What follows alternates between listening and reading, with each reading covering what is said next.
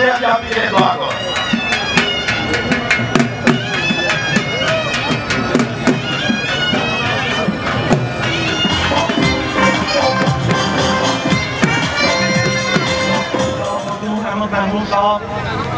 मोहतरमा नताशा सुल्ताना साहबा, जनाब सरदार दोस्त मोहम्मद खान दोस्त साहब की दावत पे हमारे चेयरमैन पाकिस्तान पीपल्स पार्टी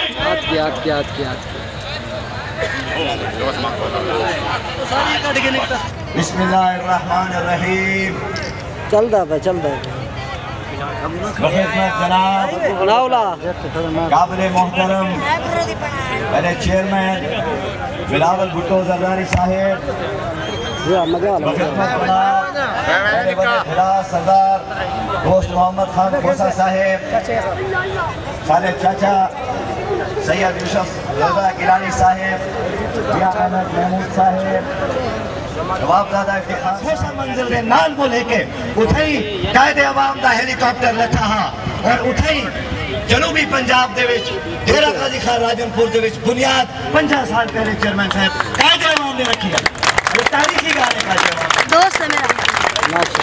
और उसके बाद जिमें जिमें सियासत ही मुल्क च रह गई है।